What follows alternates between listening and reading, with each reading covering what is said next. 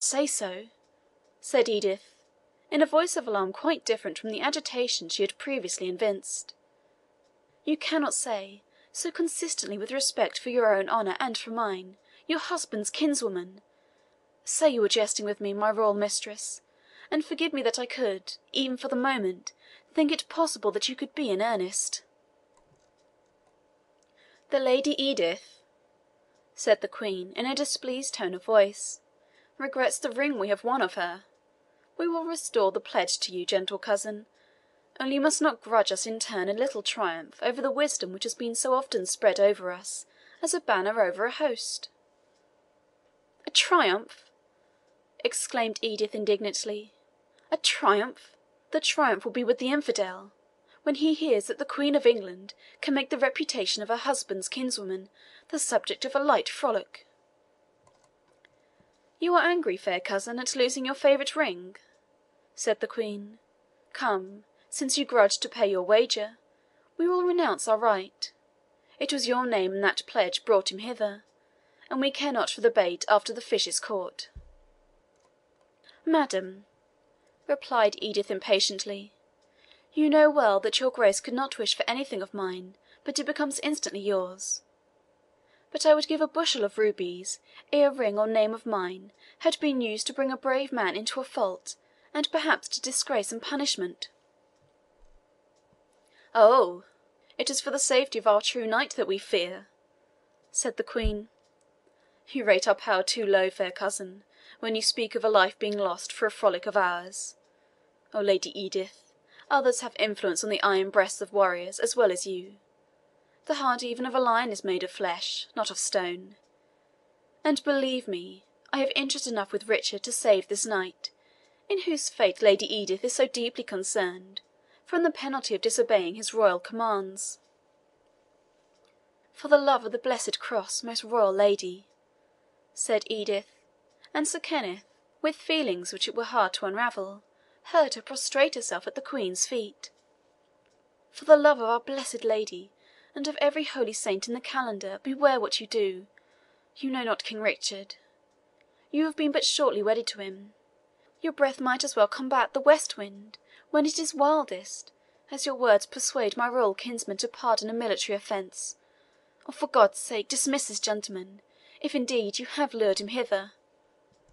I could almost be content to rest with the shame of having invited him, did I know that he was returned again where his duty calls him."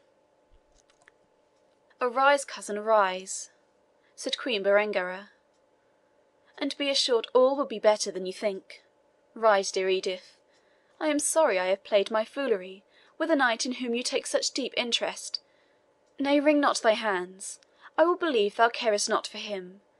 Believe anything rather than see thee look so wretchedly miserable.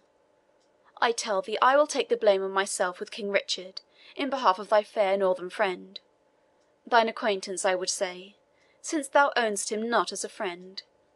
Nay, look not so reproachfully.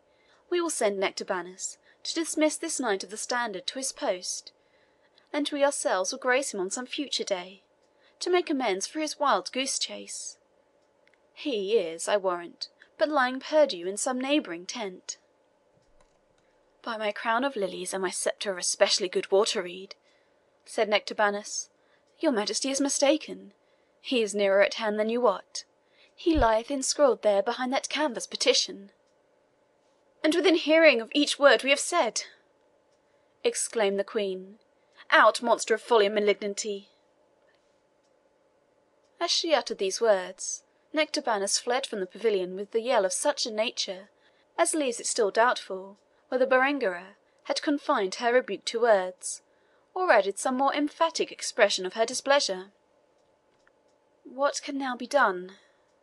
said the Queen to Edith, in a whisper of undisguised uneasiness. "That which must," said Edith firmly. "We must see this gentleman, and place ourselves in his mercy."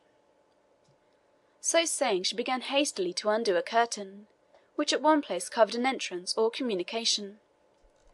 "For heaven's sake, forbear! Consider," said the Queen. "My apartment, our dress, the hour, my honour!" But ere she could detail her remonstrances, the curtain fell, and there was no division any longer betwixt the armed knight and the party of ladies. The warmth of an Eastern night occasioned the undress of Queen Berengaria and her household to be rather more simple and unstudied than their station, and the presence of a male spectator of rank, required.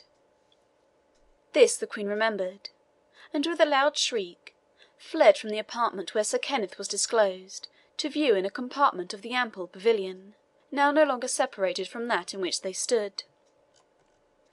The grief and agitation of the Lady Edith, as well as the deep interest she felt in a hasty explanation with the Scottish knight, perhaps occasioned her forgetting that her locks were more dishevelled and her person less heedfully covered than was the wont of high-born damsels, in an age which was not, after all, the most prudish or scrupulous period of the ancient time.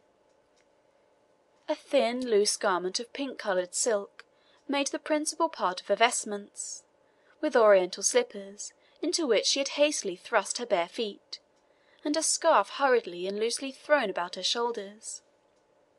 Her head had no other covering than the veil of rich and dishevelled locks falling round it on every side, that half hid a countenance which a mingled sense of modesty and of resentment, and other deep and agitated feelings, had covered with crimson. But, although Edith felt her situation with all that delicacy which is her sex's greatest charm, it did not seem that for a moment she placed her own bashfulness in comparison with the duty which, as she thought, she owed to him who had been led into error and danger on her account.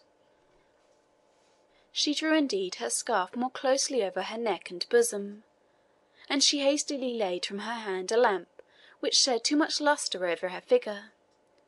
But, while Sir Kenneth stood motionless on the same spot in which he was first discovered, she rather stepped towards than retired from him, as she exclaimed, "Hasten to your post, valiant knight. You are deceived in being trained hither.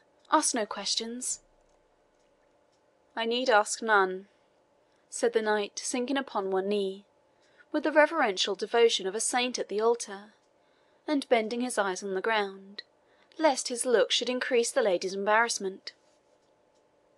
"Have you heard all?" said Edith impatiently. "Gracious saints, then wherefore wait you here, when each minute that passes is loaded with dishonour?" "I have heard that I am dishonoured, lady, and I have heard it from you," answered Kenneth. "What reck how soon punishment follows? I have but one petition to you, and then I seek, among the sabres of the infidels, whether dishonour may not be washed out with blood." "Do not so neither," said the lady. "Be wise, dally not here. All may yet be well, if you will but use dispatch." "I wait but for your forgiveness," said the knight, still kneeling, "for my presumption in believing that my poor services could have been required or valued by you." "I do forgive you. Oh, I have nothing to forgive, have been the means of injuring you. But, oh, begone. I will forgive. I will value you. That is, as I value every brave Crusader, if you will but begone." "Receive first this precious yet fatal pledge," said the knight, tendering the ring to Edith, who now showed gestures of impatience. "Oh, no, no," she said, declining to receive it. Keep it as a mark of my regard, my regret, I would say. Oh, begone, if not for your own sake, for mine."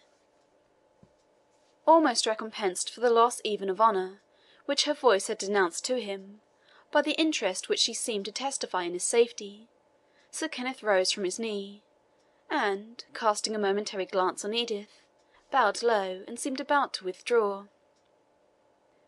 At the same instant, that maidenly bashfulness, which the energy of Edith's feelings had till then triumphed over, became conquered in its turn, and she hastened from the apartment, extinguishing her lamp as she went, and leaving, in Sir Kenneth's thoughts, both mental and natural gloom behind her.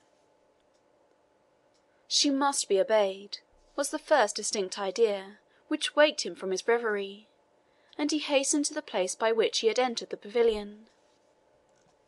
To pass under the canvas in the manner he had entered required time and attention, and he made a ready aperture by slitting the canvas wall with his poniard.